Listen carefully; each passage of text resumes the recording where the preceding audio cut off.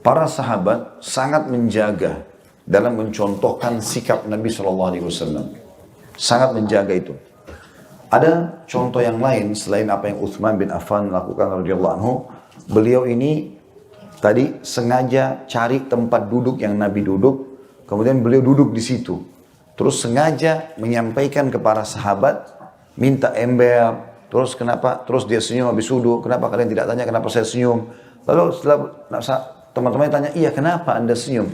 Dia mengatakan karena saya pernah melihat Nabi duduk di sini, minta seperti ini, untuk memberikan gambaran bagaimana mereka berpegang teguh pada contoh Nabi alaihissalam. Jadi tidak boleh teman-teman, kita ibadah semua kita sendiri. Tanya, Nabi pernah kerjain gak? Ada contohnya dari para sahabat gak? Gitu lah. Supaya tidak sembarangan, sayang waktunya terbuang percuma dan tidak ada pahalanya gitu kan. Harusnya diingat masalah ini. Pernah teman-teman Abu Darda, sahabat Nabi berkata, ini hidup sahabat Nabi berbicara dengan generasi tabi'in. Tabi'in ini generasi yang langsung hidup di masa sahabat. Mulia sekali mereka itu karena bertemu dengan sahabat Nabi kan. Sebagaimana para sahabat lebih mulia lagi karena bertemu dengan Nabi SAW. Kalau kita sudah generasi yang kesekian gitu kan. Tapi Abu Darda berkata, waktu dia lagi kumpul sama tabi'in ini, sesungguhnya kalau Rasulullah SAW hidup sekarang, maka beliau tidak pernah mengenal amal-amal kalian ini kecuali sholat kalian saja. Pada saat itu, udah banyak orang buat amal yang Nabi gak contohin. Tapi Abu Darda bilang, kalau Nabi hidup sekarang, ini Nabi gak kenal perbuatan kalian ini. Lalu ada satu ulama, namanya Al-Auza'i. Beliau mengatakan, waktu itu di zamannya dia ya, datang setelah sahabat-sahabat meninggal, lalu dia mengatakan, bagaimana kalau Rasulullah hidup di zaman sekarang? Waktu itu masih generasi tabi'in, generasi ketiga. Maka kita juga mengatakan, bagaimana kalau Nabi hidup di zaman sekarang? Gitu. Terlalu banyak orang yang mau berbuat ibadah semaunya. Nabi nggak contohin, nggak bisa, akhi dan ukhti. Nabi nggak pernah contohkan, nggak apa-apa, kan bagus. Selalu begitu. Maka Abu Darda sudah ingatkan generasi awal itu. Kalau Nabi hidup ini, Nabi bilang, Nabi akan heran dengan perbuatan kalian. Tidak ada yang sama kecuali sholat saja. Karena yang lainnya semuanya tidak pernah ada di zaman Nabi gitu. Dan ini tidak boleh kita buat-buat. Ya. Harus betul-betul mengikuti. Namanya at-ta'assi, istilahnya ta'assi. Ta'assi itu kayak orang yang fanatik betul dengan apa yang Nabi contohkan. Dan memang kita harus mewariskan itu.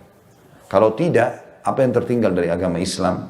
Kalau semua orang mengatakan, kan bagus, mereka semua mau buat semaunya, maka tertinggal apa dalam agama Islam? Akan terwarna-warni lah Islam ini.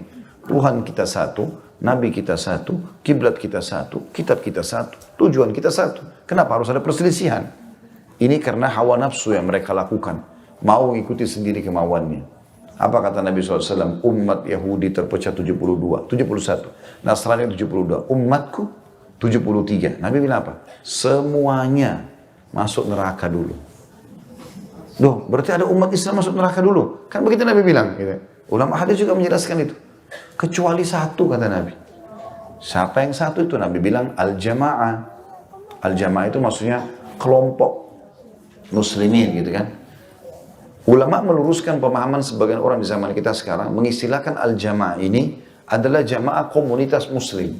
Jadi kapan ada mayoritas muslim melakukannya berarti tidak apa-apa, kita ikuti saja. Bukan itu. Al-jamaah ini dirincikan dalam hadis yang lain. Karena ada hadis yang serupa Nabi bilang, semua masuk neraka kecuali satu. Kata para sahabat, siapa yang satu itu ya Rasulullah? Kata Nabi, yang mengikuti aku dan sahabat-sahabatku. Berarti al-jamaah ini adalah Nabi sama sahabatnya. Generasi awal umat Islam itu, bukan umat Islam sekarang.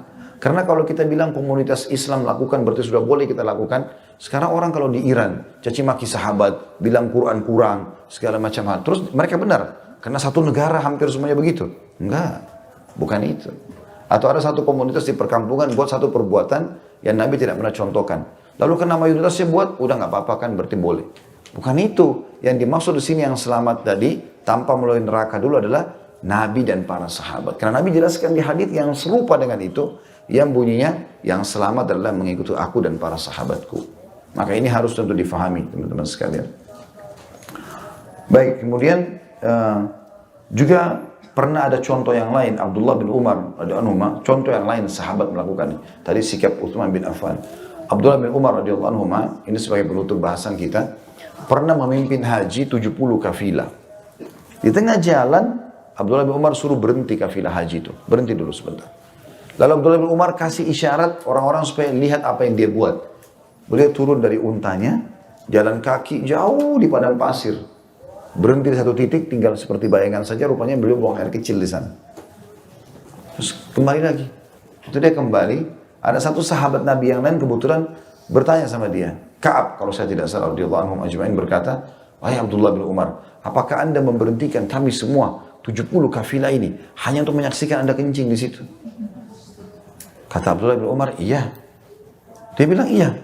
Karena saya mau menyampaikan pada kalian, waktu saya sedang haji bersama Nabi, Nabi pernah berhenti di sini, pernah kencing di situ. Saking luar biasanya mereka mencontohi Nabi. Sampai kata Nabi SAW, tidak akan sempurna iman kalian, sampai hawa nafsunya mengikuti apa yang aku bawa. Nggak bisa. Kita harus dahulukan semua Nabi SAW. Kita tidak lebih pintar daripada Nabi. Nabi lebih tahu semuanya. Cukup dengan ajaran yang ada panduannya, maka sudah pasti diterima. Allahu a'lam.